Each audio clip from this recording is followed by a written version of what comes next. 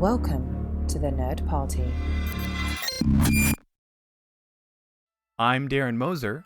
I'm Philip Gilfus. I'm Daniel Prue. And this is City Alpha 3.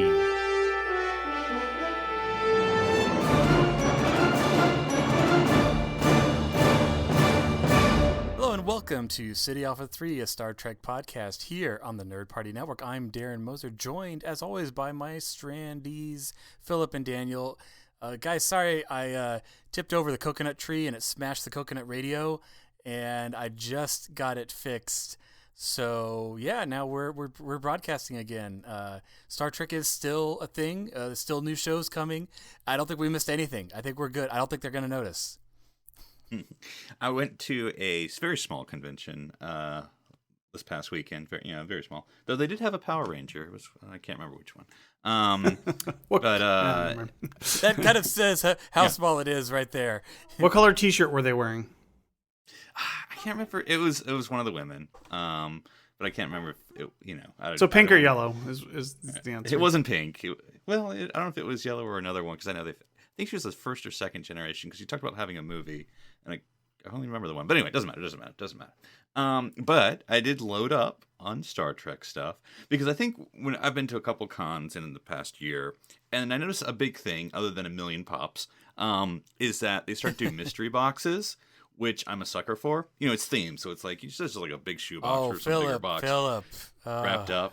Like Transformers or G.I. Joe or Star Trek or whatever. And I'm always a sucker for it. But I didn't get it this time. So that's what I told my wife. I didn't get a mystery box. And that's where I left the period on the text. What I did get, of course, was several Star Trek figures. So I got some First Contact figures. So I have my Commander Riker. I got my how big are those? Dr. Crusher. These would be so it's because there's three sizes of figures. Line?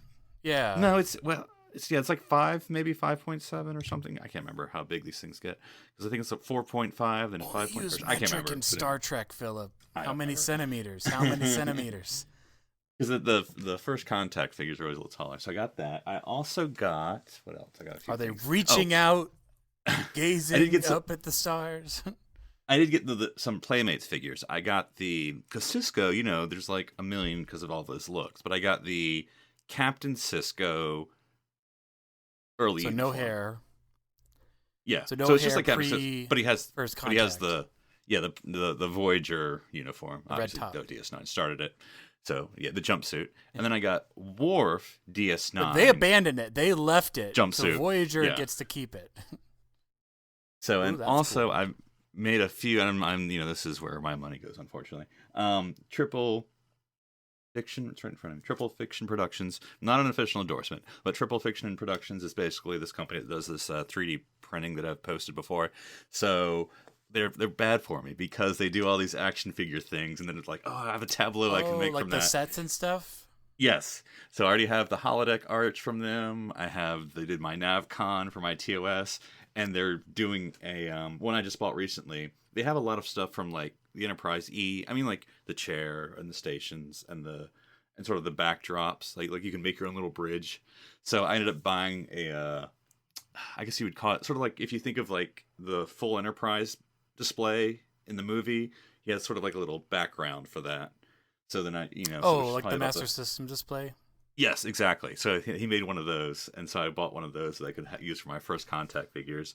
And he's also making a Worf lounge can set. point at it and be like, they stopped on deck 16. And then he's also making a TNG lounge, or 10 forward set, because I have my Guinan Playmates figure. So basically, it's not good for me. Luckily, there's coupons. But anyway, that's what I'm doing. So you can have Guinan and Will like giving Wesley advice on dating. And exactly. And then I also have, it's also gotten me thinking, because I've already posted, I have the TNG engineering set, like I know you have, Darren, but like I just have LaForge in there, so like I need something else. So like I need either a Wesley and or a Barclay, like who you need the out pool engineering. table. That's what they need to do next. Yeah. So that's true. So I may suggest that, because he's pretty open to suggestions. So, but anyway, so that's what I'm doing with Star Trek, spending too much money. Jeez. What about you, Daniel? Been rewatching Discovery? Maybe. Like, I don't know. not so much. Well, technically we have if we did. I mean, our there's some assignments. short tracks. Yeah. Yes. That's a little bit different. Actually, as you know, Darren, this week was a big Star Wars week. And What? yeah. So I haven't we talked a little bit about this before the show. I haven't indulged in The Mandalorian quite yet, but the new Star Wars game just came out. Star Wars Jedi Fallen Order. Yes. Yeah, and it's really good. It's quite good. I've been hearing good things. Yeah. I have to wait till Christmas to afford it, but Yeah. I do want to get a copy. So I'll be cautious with what I say. I don't want to spoil anything. But it takes place right after. Well, not right after. A few years after Order 66. Right. And I'm very unfamiliar with that part of Star Wars canon because I never watched. It's Attack of the it's Clones. big, yeah. Yeah. Oh, well, Rebels would be set. Yeah, in there. yeah. Oh, sorry. Yeah. Wrong one. So it's interesting. It's interesting to see how how they bridge the gap between the original trilogy and the Because you have the Purge troopers who are hunting down the last remaining Jedi. right. Yeah. Uh, It's interesting, and there's a couple characters who've already showed up. Again, I won't spoil anything, but I'll say that it's the first time in a while I've been excited by Star Wars. It's a lot of fun, really good time, and I don't know enough about this time period to like expect or anticipate anything. It's just every twist that gets thrown in, I'm like, oh, okay, that's cool, and like I'm always like, sometimes I'm like, is that a character maybe from one of these shows or one of the books? I will say, and this isn't really a spoiler. I want to post a video to you, Darren, that the top K2 units. yeah, they're all over the Yeah. place. Yeah, Yeah. I got to chop you up a whole bunch in the game. I did see that in one of the trailers that I watched, and I'm like, oh my god, there's K2 units. Yeah, It's like that sort of No, stuff where it's like, oh yeah, I guess those would be active. Like yeah, because around it's this the time of the Empire, Yeah. really. Yeah. It's the early Empire is the era you're in. So Good stuff. Good stuff. Yeah, I'll once you get it for Christmas, we'll talk about it. And see what you think. Oh yeah. So yeah, no, and like you said, Mandalorian's kicking off again, not Star Trek, but sci-fi related, I guess. But Isn't it more fantasy? it's actually very Western. is what it is. It's very Western, but it's good. I'm enjoying it a lot and can't wait for more. And a friend of the network, Norm Lau, I saw that he is actually starting his own DS9 rewatch. I don't think he's watched it in quite a while, so he's been enjoying. I think he's up to like The Circle and stuff like that. So season 2-ish, I think. But That was the season. Yeah. Yeah. Season 1 ended. Oh, yeah, season 1 ender. there's also my girlfriend and I were doing some research on some old like science fiction serials and stuff. So I pulled up Bride of Chaotica, and we watched part of that. Oh, Captain Proton. Yeah, and that was a lot of fun. Of course, every time you watch that episode, you're just gonna have a blast. So it's great. Yes, his army of evil. But I know. I'm the president of Earth. Yeah, those were, as I liked that era when, maybe not era, but just I liked those episodes because they weren't taking themselves too seriously and Lighter episodes of Star Trek are possible. yeah, lighter episodes. I mean, this is the crew that had a movie night, which was kind of cool, And I mean, while they Not the only crew. crew. That's right. True. Everyone seems to only want to watch copyright-free stuff from the late 20th century, but Well, look, World War III ruined a lot of the That's streaming true. and downloads. it's true. So, It wiped it all. yeah. So actually, the version of I don't Wizard even of know Oz what a they Top watched Gun is. was the second version. No, I'm just kidding. Yeah. But yes, well, today we are going to be talking about Star Trek a little closer to today, and what I wanted us to discuss is just how much Star Trek technology would create, destroy, or manipulate current industries. So the thought being, tomorrow the Enterprise drops in, Enterprise D or something, and it's like, here is replicator technology, Earth, have fun, and then just pieces out because like maybe it was Thomas Riker at the helm and he didn't care. I don't know. It's very bad for the Prime Directive, but I just wanted us to go through a couple of technologies, and I mean, I think we could all kind of see the writing on the wall that there's going to be a lot of changes. But let's start with an easy one. Faster than light travel. Oh, okay. Because I thought we were going to replace the gun industry with big phaser. Big. So wait, okay, so we are not taking the advanced economics and politics of the future. We're just taking the technology and putting it. Just the technology, because we're ready for it, Daniel. Okay. I'm sure we're ready for it. We're all responsible. Yeah. Not so much like, oh, one faction got warp technology, another didn't. It's as if everybody was downloaded like the technology at the same time. So I'm more looking at big picture what would change, not so much like Winter Soldier. All the secrets are now on the internet. It's all on WikiLeaks. All the schematics for warp drive are now on WikiLeaks, and exactly. Okay, I'm with you. But no one thinks it's a good source, so So your local drunk can now build himself a warp ship. Yeah. So I mean, if you had the money to get the components, I mean, you still have to build. We'll get to that later. There'll be easy way to do that. Not to derail, but no. How did Zephram Cochrane afford? So I know Lily got the scrap metal, but I mean, economics of the future are a little different, Philip. But those are the future. That was like 20 years from now. Most of the stuff they needed was already in that antimatter. Well, that's the question. I don't know how they got antimatter here. Antimatter warhead. Dilithium. And here's it's not even an Earth substance. Here's an actual bigger. If we're talking specifically about warp drive. Maybe you could run it off of a different metal, but it's like not as efficient. Like if you run oil, like you can only get warp 1. Yeah. The bigger picture, I think here. I mean, in the short term, I don't think faster than light travel would really develop. Even if we had the technology instantly, I don't think it would. It would take a while probably take years to kind of make it work and get it right. Those SpaceX launches would be a little more fantastic.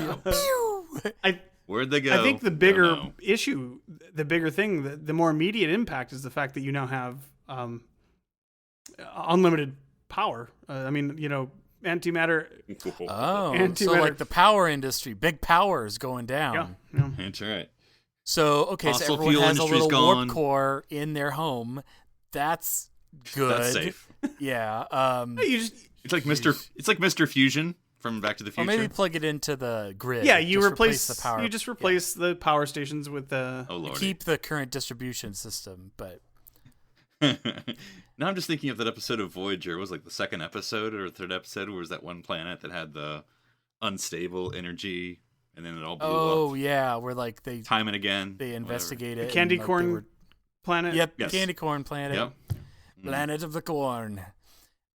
Yeah, well, and that's true. I hadn't thought of the power implications, because obviously warp travel, as far as faster than light travel, would have to go hand in hand with inertial dampeners, or you would die from accelerating so fast. But yeah, I mean, I see it as, like you were saying, like SpaceX, like the space industry that's already in place would just swap to that, and you're basically moving to a reactionless system.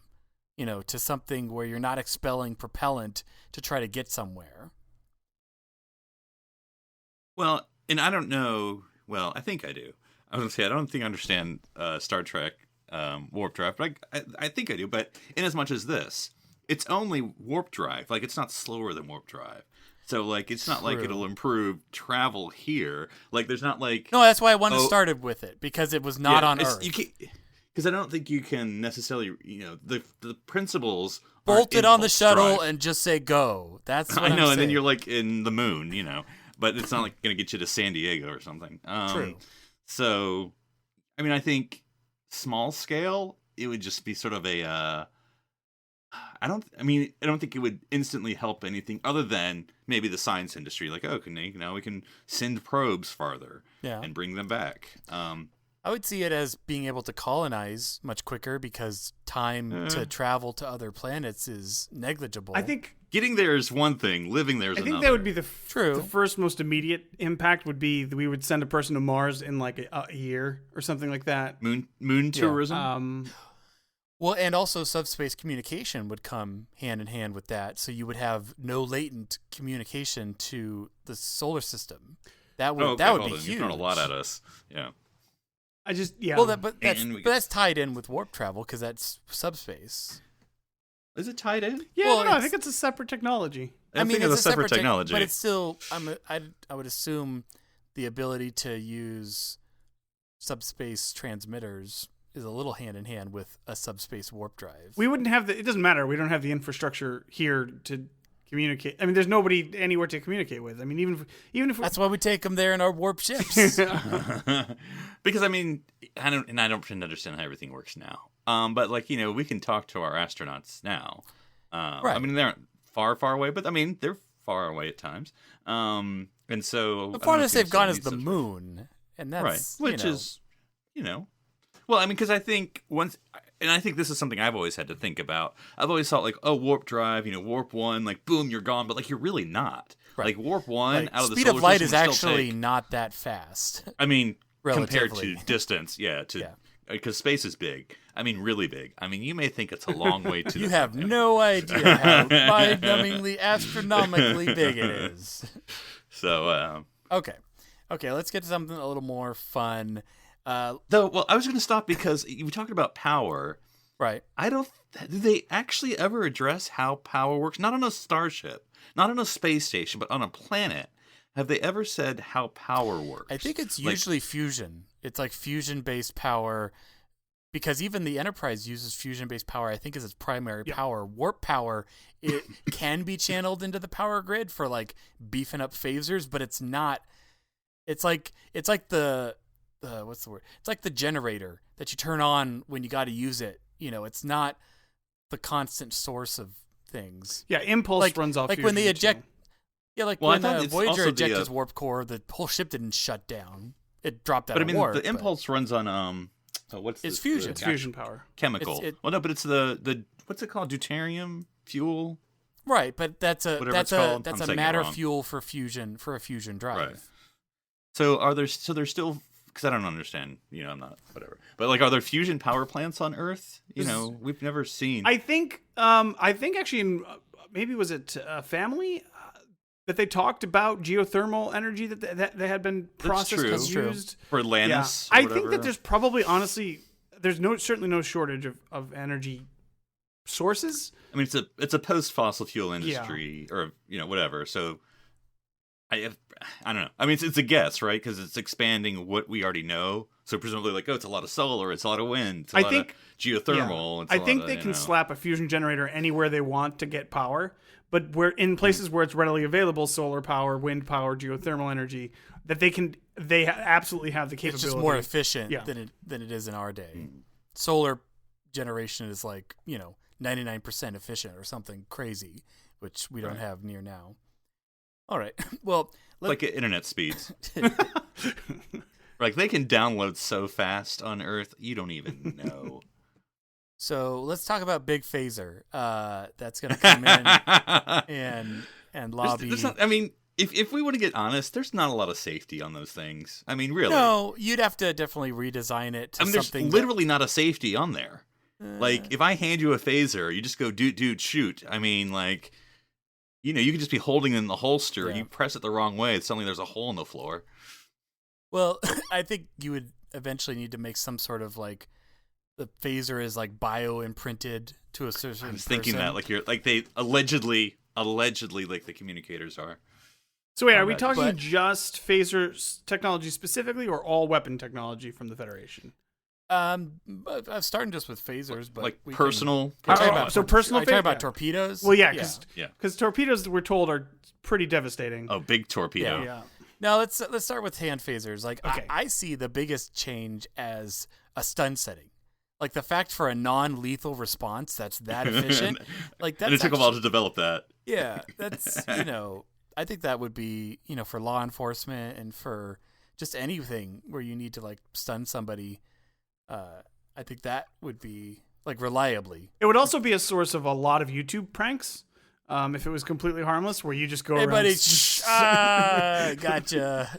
Someone's giving their graduation speech, and like someone in the front row is like, it's like, oh, Jameson, you got me. Yeah, but I mean, in one way, it's funny to think about the evolution, because as much as I understand it, it wasn't until the 22nd century that we got stun, which I think is hilarious. It's like, we have the ability to kill things with beams. We can't dial it back just yet. Should we dial it back? Don't know how to do it, guys. It's either 10 or nothing. That's all we got. So then it's like, okay, we've developed stun setting. Finally. See how small this phaser is? There's no room for a dial to dial it back. It's just a button, a trigger. Which, by the way, is a little scary to figure out what they were using before then. It's just like, it's a kill or punch, I guess. Those are your options. And then, TOS does seem to imply some more settings. So, like, there's heavy stun, lights, whatever. There's a few clicks on that hand phaser, or the hand phaser. So, yeah. And then we go from there. Oh, here's another thought. You could, and then there was that crazy farmer in Broken Bow in Enterprise. I don't know what kind of rifle it was. He a had. shotgun, a phaser for sure. Yeah. But there was no stun setting on that. Well, and I'm totally not advocating this, but with a stun setting, you could technically have a non-lethal hunting group, like for people wanting to hunt animals, but this way you don't actually kill them. Again, I think even that is stupid, but yeah. Well, I don't think that's gonna help the animals. I was gonna say PETA don't care. They're gonna be pissed at me either way. Yeah. Well, not only that, the type. Yeah, I guess. Because is there such thing as a sniper stun? Because that's essentially. That's what we'll do. Is we'll just make it more snipery. I'm trying to think because there are times in the 24th century shows where it's sort of vague how a phaser rifle works, in as much as the power settings. So, like, hands we know can stun. I think at times they want to imply they're stunning with a rifle, but I'm not actually sure they are stunning with the rifle. That I think they're just killing people. These are only 10s. That's all we can do. Yeah, like, can a phaser rifle stun is my question. I don't know the answer to that. And the thing is, hand phasers in Star Trek can disintegrate people. So there's absolutely no shortage of power that a hand phaser can produce. And they can blow up. Overload. What is the purpose of a rifle? What do you gain out of it if you don't gain any sort of more power power advantage? I guess theoretically, and this is just how real weapons work. Maybe it's a distance thing. Range. I'm trying to think what's its actual term. So if someone has a phaser effective... and they're trying to laser point the moon, it doesn't actually go all the way to the moon and carve on it. Because theoretically a phaser has at least more distance. What's power. the fall off? I wonder. That's a good question. Distance. I don't think it's ever addressed, but no. Because I think, and that's because I think of TV. Even when they use rifles, it's still close combat, which of course. You would never use a rifle for close combat. And some of the other ones, it shoots like pulses instead of beams. Yeah, but why? I think it's pulse more rifle. advanced. Yeah, I don't know. Yeah, I think it's literally It's because it looks cooler. I think Star Trek's not about shooting and killing, guys. It's about exploration and the moral. I'm looking at every single Star Trek game that's ever been made in front of me, Darren, and apparently. I can think of one where all you do is walk around and hold shift. There's not a lot of shooting in that one. There's a lot of gather the sample, launch the probe, go talk to so and so. The shoot button is Control-Shift-L, so you may not know that's how you do that. So you said Alt F4. Alt F4 is what I was supposed to hit, and that was supposed to win the game. Would have been stunning everything. Had I only known. Okay, let's go to. There's not even a trigger guard on those things. Look, we just know. We just train people really well. Is there an NPA? Is there? I don't even know what that is right now. National Phaser Association. Oh, okay. Obviously. Jeez. Because this is a dangerous weapon. As you said, it can disintegrate. Is there safety classes? Is there mandatory training in schools? Or Enterprise is it just didn't care about thing? that. They just dropped off the blueprints and skedaddled out of there. But no, that's a really good point. And especially since we have. By comparison, rudimentary forensics around modern weapons, let alone you phaser someone. Is there any way to tell who did it? Is there phaser registration? Yeah, but I'm saying, like, Yeah, I know. If you kill someone with a phaser, like, can anybody figure that out if there was no witnesses? Does every phaser have a signature, like a frequency modulation frequency? Well, that we you can do tell know what phaser? that when they scan with the tricorder, sometimes they can tell if it's like a Romulan phaser or a Bajoran phaser, or Breen. So they can obviously do some sort of forensics. So okay, well that takes us to. I was gonna go one direction. I'm thinking tricorders. So we're warming up. We're getting there, Daniel. Don't worry, we'll get there. I like tricorders because of the medical applications. Because there's a lot of times where I'm like, I've got a headache or I've got a something or something. But a lot of our medicine, and look, WebMD is gonna pick those up and just mail them to you. And then you can just scan yourself. Just spit into the tube. But anyway, all the medical professionals can, tweet at me. But it seems like a lot of our medicine is self-reporting. And then based on what I say, they then have to figure out what's going on. I mean, yes, there's CAT scans, there's x-rays, but that's not like it's the a lot first, second, third, fourth, or fifth step. The options. It's versus just scan, oh, it's nothing or it's this. Yeah. Well, done. I mean, it goes way beyond that, because what the tricorder technically does, the medical applications are obviously massive, but it would be much, much bigger than that, because this is essentially just a scanner that can go down to molecular level and see exactly what what's element going on. is that. What is that? What is that made of? What frequency is that? Like it's like Wikipedia for the now. Yeah. It's like you don't even have to do ancestry.com. You just scan and you got everything. So Mari is going to just be scanning people and being like, "You are the father." That's well, right. I mean, it would be so simple. It would be even way beyond that. There would be applications in like they would just have those scanners that they have at the stores and stuff where they beep if you try to steal something. Imagine that. They would know exactly what you walked in with, what you walked out with, if you had anything like. That's internal sensors. Yeah. Well, I mean, what else is a tricorder, Philip, but a small sensor, just a tiny sensor? Well, just know, Daniel, that as our sensor technology improves, our security camera technology devolves. That is true. So the more sensors you have, the less you're able to monitor. I think the only limit of the tricorder was like processing power. Like certain things, it would tie and distance. It would tie into and distance. It would tie into like the the ship Darren, system. Where I am right now, there's the trillium in the soil, so the tricorder doesn't work around here. Sorry, I don't recognize purposes. Made-up elements, Philip. Also, I don't want to break Star Trek, but isn't the purpose of a tricorder in sickbay kind of pointless? Shouldn't there be enough sensors in those? There's that giant sensor palette right above the bio bed. She should have to be in the clamshell bed. You don't have to. I mean, that technology's in the walls. I mean, it's all over the place. I mean, but think about it though. It's more. It's less so much the actual scanner and more like the display on the results. Think about it. Like your character is more interacting with something that's telling them what's going on, rather than like computer scan and then it's like, okay, I've detected two. It's like then it's like you don't see anything happening. It's just. I think it's the level of insurance you have. So the lowest tier is like the room scanner. It's like detecting one human male. That's all I got for you. No. And you're like, it's second like a large tier. group, and then the computer's like, someone here has cancer. And then the second tier is you get the tricorder, and like, specifically. And then the clamshell is like your elite status. Yeah, that's like, we can rebuild your entire body. Although, so you're saying is we would go straight to that Voyager episode where they have red level, blue level, and white level. Like we would just mess it up as fast as possible. Yeah, limited resources, Philip. That's how it's gonna go. Though, then I think if we had tricorders, it would just look a lot like it does now, because your phone would be a tricorder, and we'd all just be looking at our tricorders.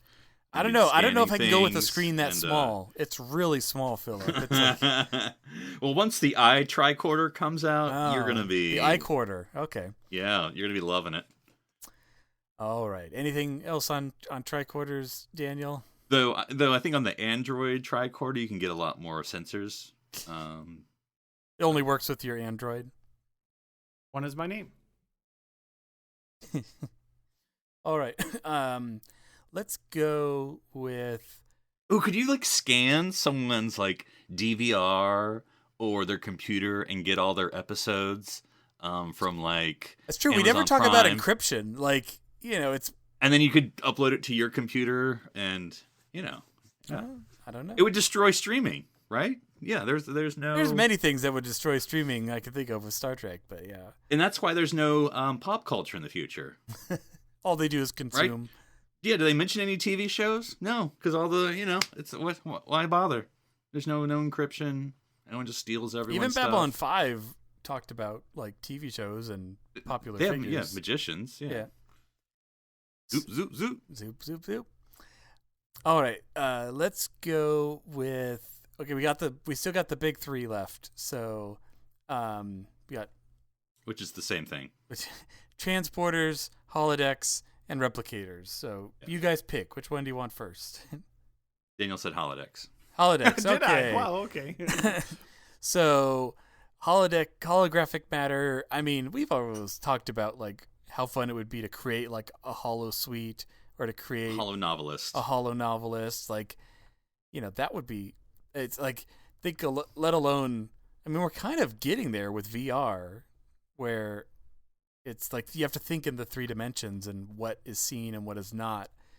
But I mean, yeah, on good purposes, you have training simulations, you have, just environmental. Just heck, everyone could live in a tiny cardboard box, but they think they're living in this beautiful mansion, and it doesn't matter. Like population wise, like everyone's standard of living, even though it's artificial, could feel better. Now, Daniel, you're the expert here because again, Yes, Daniel, tell us all. Darren is positing that we are getting this now, so it's not the future; it's now.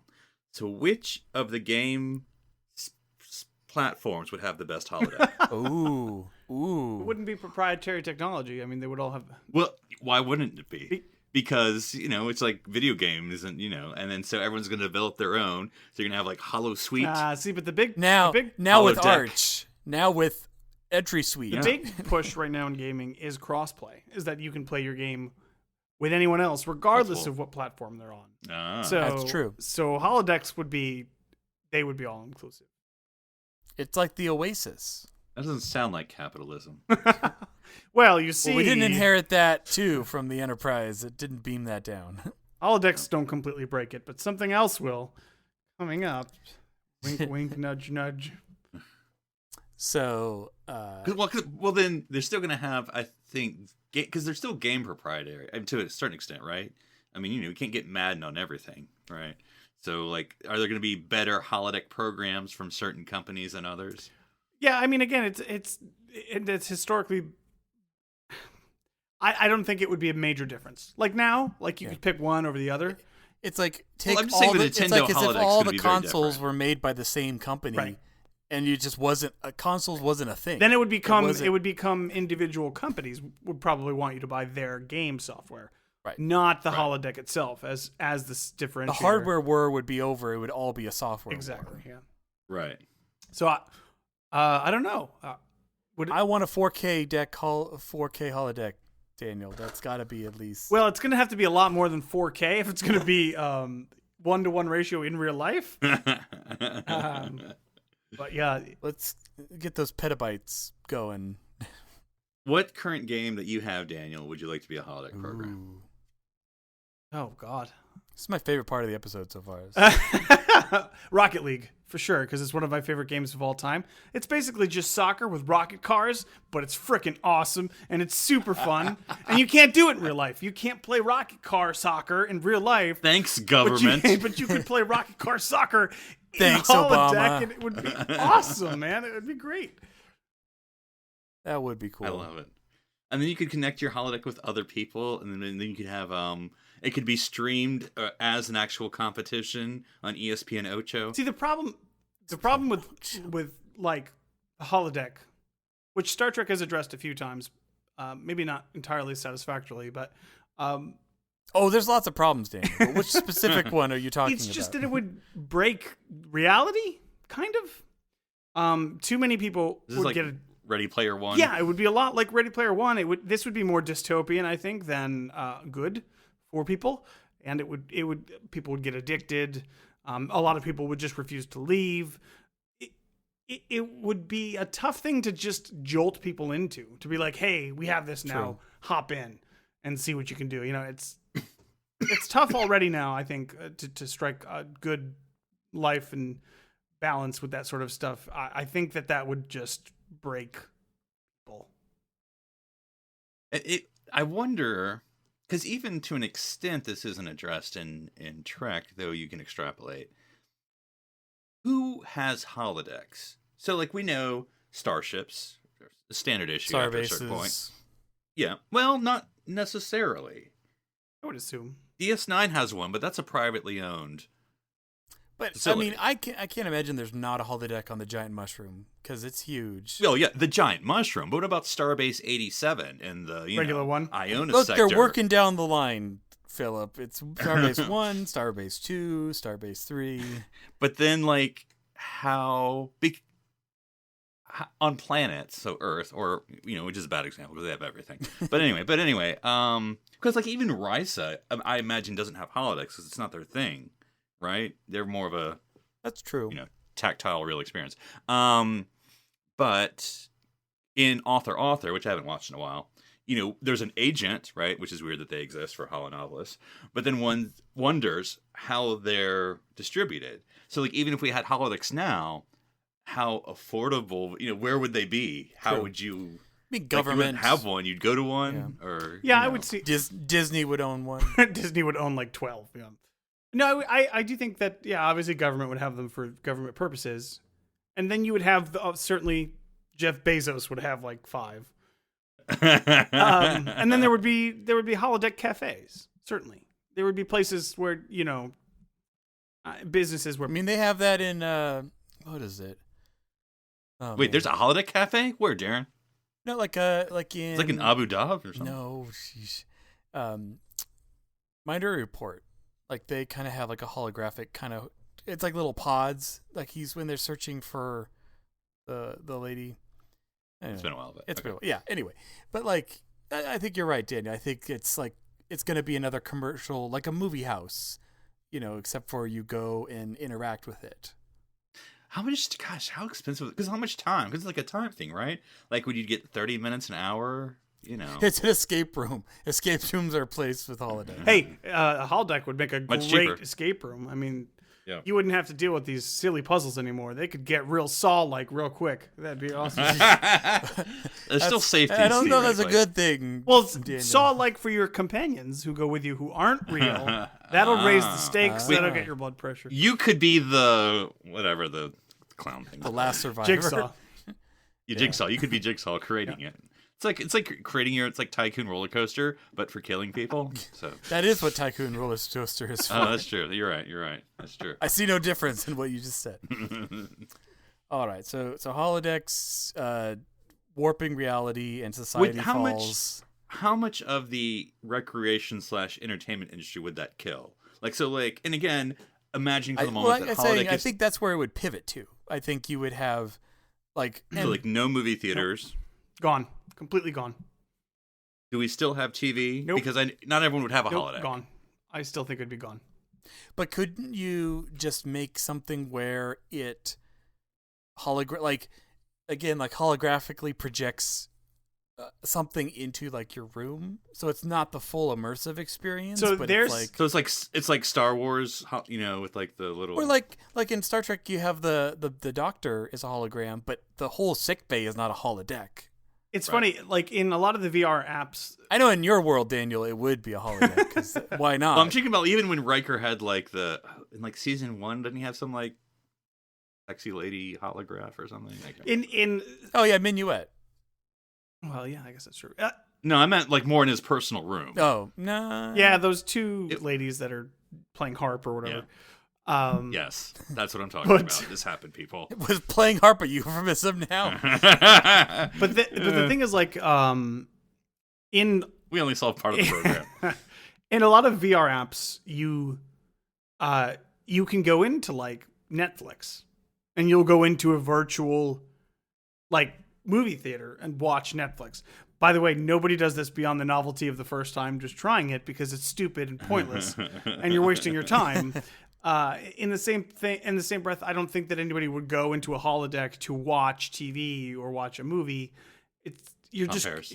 Maybe then, because they don't know what movies are like. They don't know, that's an experience they've never had before. They're not replacing that experience. They're experiencing it for the first time.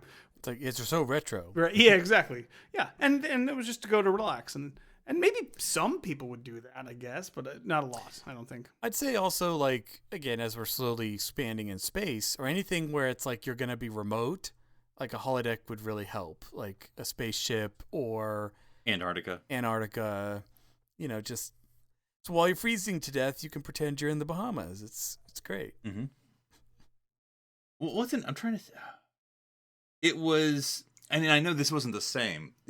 In Voyager episode, Captain Ransom, Equinox. Sorry, taking a while to get that. Oh, Equinox. It had the little behind the ear thing that kind of because their holodecks didn't work or something, or they didn't have one or something. But anyway, you had the personal holodeck in your brain holodeck. Yeah. So yeah, very Black Mirror, but.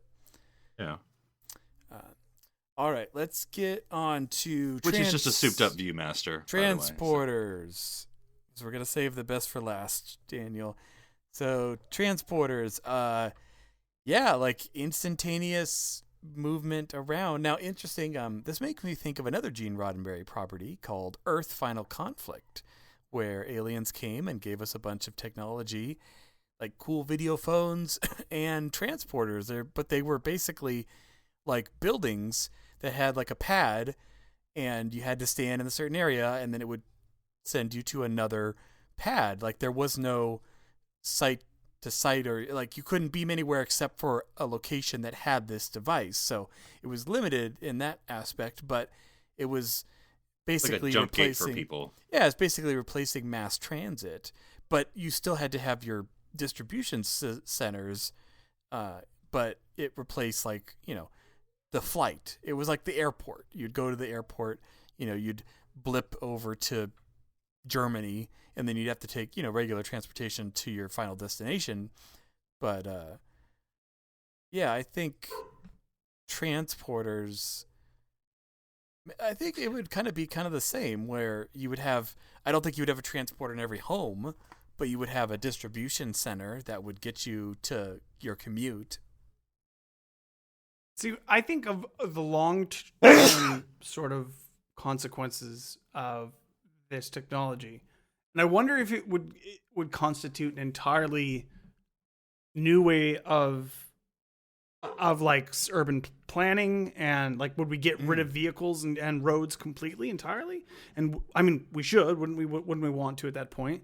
And if we did, what would cities look like under this new sort of scenario? We wouldn't have. Would they just all radiate out from the transporter site? Right? Yeah, I don't know. New Verderon City. Like, there's no more, I guess there'd be recreational cruises, but there'd be no more sort of. Like there'd be no more airports. Really, you wouldn't need that sort of stuff. There'd be no more truckers. I mean, these would be the airports, right? But... Right. The new transport hubs for sure. Well, and like you said, transportation goods. I mean, that's a whole nother thing. Like shipping, every shipping place would have this. I mean, Prime would be so fast. I think long term too. You're looking at another an even more major sort of. The internet has sort of kind of in a lot of ways globally connected people in ways that weren't possible before. I think even like the sort of the geopolitical sort of stuff would be kind of challenged by this. Borders would not be able to be secure. I mean, they would try. I'm sure they'd try. How would that even work? What would it even look Transporter buffers. The biggest buffers you've ever seen. But again, just like the airport, you have to go through customs to get to the transporter pad, and the transporter pad is dialed in to take you to Germany or some other place. So I know what you're saying, Daniel, but in some ways it would be secured just the same as it is secured now. It's just the last leap of the connection. I just think that we're looking at that in terms of how things are, and I don't think you could fit that model into how we have things. It would change things. Even like it's simple to just say there'd be customs, but how would that even physically work? How would that what would the mechanics of that look like? I don't know. I don't know how it would work. I think it would change. Well, you have transporter inhibitors too. And will the metal detector detect my phaser? Yeah. Unless, not if it's holographic. Using a Not tricorder? if it's holographic, so. What? Is that the orange safety tip? I am thinking, because again, it's problematic in the modern world. Because you were talking about geopolitical. I mean, if people can just beam in troops, that's not a good thing. Or if you want, bombers, if everybody wants to leave a country and they just do. That's right. Here you go. But even just on we still have crime, of course, and so like you just beam into the bank or something or whatever, people's houses. Would you then have security companies would be replaced by transporter security companies, where you could then like have a buffer around your house? Yeah, like I said, you had like maybe you would have a new building material that would make it so you couldn't beam into a building. Oh, so now the trisarium on my soil now is important, Darren, where transporters don't work. Yes, so whatever that stuff you made is. Yeah, no, it's. Gosh, yeah, I'm not saying any of these technologies are not a Pandora's box of problems, because that's kind of the whole point of this discussion. But and then I'm trying to think. So I'm trying to think of the various technologies and iterations of transporters. Are we getting transporters that can send you anywhere, or transporters that only can send you, as you said, Darren, from pad to pad? From pad to pad. That's a difference. Yeah, I would say like starting with pad to pad, because anywhere is just such a but you're breaking your own rules, Darren. This is Star Trek technology, and you can go. Well, we didn't say which Star Trek. This could be 23rd century or something. I don't know. I mean, it's still riskier to do a site-to-site transport. Risk is part of the game, Darren. It's why we're out here. But yeah, no, it's because then there is a diminishing return about what kind of transport we would still have. So, because you've only so far posited faster than light, we haven't invented shuttles yet. So, if a transporter can only get you, depending, like you said, where the distribution is, right, doesn't necessarily get rid of cars. Because, like, how am I getting to, like, the mall? Is there a transporter pad I get to from my house? Unless you have a transport to a specific site, like phone booths, like they had in the Star Trek Beyond, where the guy stepped in the booth and then zipped away on his commute, like. So you don't have as much of a hub. You have like every corner of every block has a transporter booth. Could I get a custom phone booth that makes the TARDIS sound when I transport? Or the it's like Superman? Or Bill and Ted. There's a lot of possibilities. Yeah, no, it's in some ways better where it's pad to pad. Because I live in a rural setting. So where would my transporter No, see, I live in LA suburb. I don't care about your urban setting. See, this is. All right. Well, I think it's time we get to the big one. Replicators. Being able to recreate just about anything that's non-living. Food industry. Everything. Problems. It's just like, oh my gosh. The economy will collapse, actually. No, I'm not saying it wouldn't. I'm just saying There's it would no collapse. More producers. But then if you had a replicator, would you need an economy? Would you need a job? Well, yes. How do you buy a replicator? No, I'm saying if everybody was given a replicator. Well, then, But I'm just saying, as to replace the economy. This is part of the paradox. If one replicator can create another replicator, then you have no need for a producer at that point. Right. So you need three people. You need three people to know how to create and fix those things, and that is it. And you could probably replicate a robot to do those things. You could probably make it a system that's entirely circular, which would completely fundamentally break down everything we understand about like economics and how people work and all this. Like we could just break the world. Right. But what I'm saying is if everybody had a replicator, though, would you need an economy? Well, yes. Well, I mean, there would be problems because then there would be no more from a job, I'm trying to figure out the right way to say this, but anyway, from a job standpoint, there's no supply and demand. So in other words, who's going to be, and again, I'm not trying to degrade any positions, but who would be a janitor? Why? I got a replicator. What am I working for? Money? I don't need to. So then who's going to clean everything? Now, who's going to operate the coffee place? Why would I work at a coffee place? I don't need money. Why would I work anywhere? You don't need coffee. Why would anyone do anything? Yep. Exactly. Well, yeah, but like Harry Kim apparently has his local barista when he goes to Earth, but I think the interesting thing is, the shift that would happen is it would shift to, you would have a designer culture, people who would design or upload or create the templates. Like there's always going to be, but then again, because everybody has everything, there's no more farmers now. There's no reason. point. There's no reason to farm. What do these people in the rural communities now do? What do they need? Whatever they want. I'd say that those are the two industries, or the three. The three I still see are like, why would you be a teacher? Service tech for service tech for the joy replicators. Skills. There are still skills that people need, like putting together that house you replicated, or building. Why would you do that though? Why would you be an architect? What's the point? Well, the architect is the designer of what's going to be replicated. That's what I'm saying. You have the designer. No, why would you do that job? Of a post-scarcity world are different. The only reason we work is for the betterment of ourselves and humanity. Right. And that's why under our current system, it doesn't make any sense. It wouldn't work because everybody works to eat. Everybody works to make money. But if you didn't have to do that, what would you do? And that's a deeper question. Everyone not to would be writing make money, a novel. But to provide the basic needs, the food, shelter, and clothing, which again are all covered by the replicator. Mm-hmm. But you were saying about teaching, Philip, though, but that's another aspect still. Knowledge. Knowledge is still something that can't be replicated. That can be that's in demand for transferring.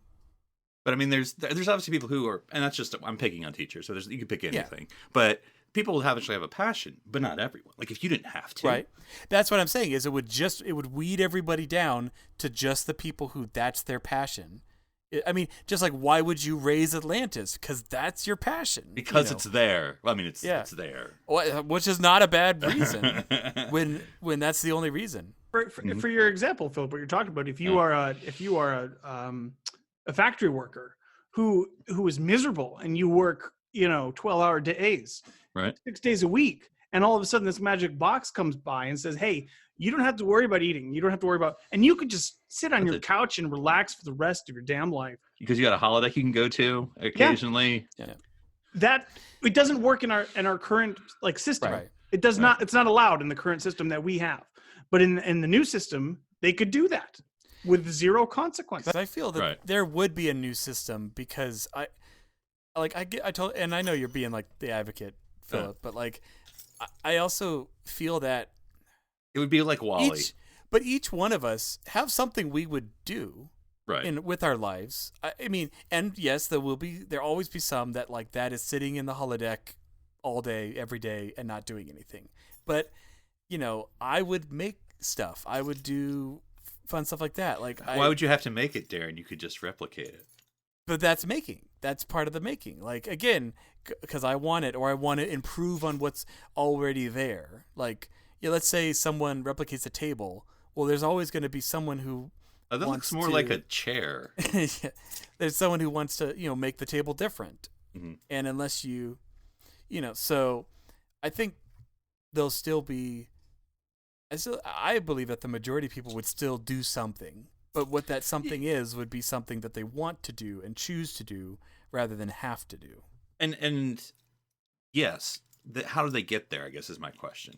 And that's where I'm saying the only way to make it work is everybody would just be given a replicator. That's my answer. Right. Because, if we're all adults now, presumably, hey, you don't have to work anymore. You can do whatever you want to do. Okay. How do you raise children to self-actualize?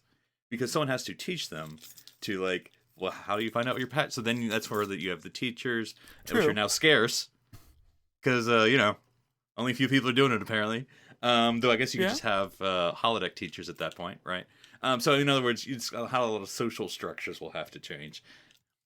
I think this is a failure of imagination because of the We can't- system that we're already It's been in. our system forever. Like we can't. It's very difficult to imagine a like a motivation for people that isn't monetarily based. Yeah. But I do think that exists. I think that exists inside of people. I think that people will do things regardless of those influences. And I think that you could probably nurture those things and push those things, and culturally we could find a way to balance those things.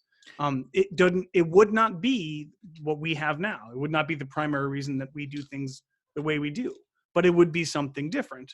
And it's like kind of like when the big shift, when humans discovered that we could plant things.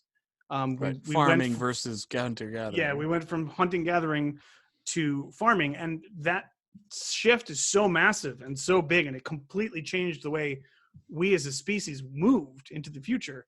I think it would be that earth-shattering, where it would be like, we've been doing this for so long. We've been sitting and working, and like that's been our primary driver for millennia. That we would need to. It would be a big shift and a big change. Because I think, because we're all, not to speak for anyone, we're all fairly middle class, on the spectrum. But the majority, of course, people are not in this country and in other countries. So again, I think, once you there's no more poverty, theoretically, right? And so now people can do whatever they want. But again, how do you know what you want to do? And so again, this is where I think, theoretically, that's the whole education industry would have to, like, what's 10 times, whatever that word for is, it has to be 10 times the amount of, because anything you're interested in, you have to be exposed to or be taught. And so you now have to have people who will be teaching, and, and so that's where I think, like, that's the biggest industry. How are you going to teach people or expose people to things that are interesting? But think about, like, primary and secondary schools, like, you're learning a whole bunch of stuff, but you're not necessarily learning your career. You're just learning, like, the basics.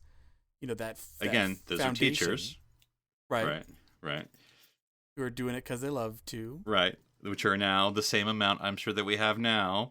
But again, you're now increasing the school population, because again, there are people who are hungry or who can't, And now, but now education is open to everyone because there are no economic barriers. There's like how many people on this planet that are age 0 to 5. You'd still have some sort of money system because you would still have to trade. There'd still be trade. I mean, you'd still have, yes, even with everybody, with a replicator in every door, or whatever, like, there'd still be, there's always going to be inherent knowledge that only certain people have, and there'll be inherent things that only certain people have until it becomes a replicator pattern. So, no, and I'm not arguing against it. I'm just saying. No, I know you're not. You're just just playing the advocate, so. Well, it's just that we would have to definitely change a lot of things, because to self-actualize now, because we all have interests. All three of us, we know, but how do we know that? Because we, and however we were exposed to that still has to exist, or some parallel system has to exist. Because there's no Star Trek in the future, because there's no TV, thanks to Daniel's Holodecks. Thanks, Daniel. Well, like, I think of my friend Steven, who is works at JPL, there would still have to be the imparting of knowledge and stuff to learn how to develop and continue with other technologies besides replicators. Mm-hmm. So, all right. Well, we've destroyed the global economy, fellas. That's great. Creative Fortunately, destruction. we're just stuck here on City Alpha 3, so it doesn't really affect us. But yeah, this was a fun thought experiment. And I mean, I know, yeah, it's one of those things where every once in a while I'll see YouTube videos or articles or whatever where people go, how does that work in Star Trek? Because, like Daniel said, we almost can't imagine it because it's so different. Alien, as it were. I'm not saying aliens. But aliens. But different from... or are you saying maybe we'll just become like Ferenginar, where absolutely everything is charged? Because, I mean, they have replicators, I would assume. Oh, you definitely have to pay for those, for sure. That's the thing. So, what's the Luke Wilson movie in the future? Where he gets, where everything is terrible. Anyway. I don't know. But, anyway, well, Daniel, if someone wanted to talk to you about your 20th century Universal Disney holographic pictures, where would they find you? They could find me on Twitter at @OneUpDan. That's the number one, not the word, as in number one Disney Plus. Woohoo! And Philip, if someone wanted to talk to you about when the next meeting of the NPA is getting together, Safety's On is what they're called. That's right. Where would they find you? Join us. You'll be a stunner. You can find us on Twitter at NC Public Servant. And the movie I was thinking of is Idiocracy. Which unfortunately is currently our more projected future than Star Trek. But. Yeah. And if someone wanted to talk to me about all the moral quandaries of killing yourself for transportation, they can find me on Twitter, Instagram under username Dr. Sci-Fi. Because we didn't want to open up that box just yet. I'm Darren Moser. I'm Philip Gilfus. I'm Daniel Prue. Stranded here with all the creature comforts of the 24th century on City Alpha 3.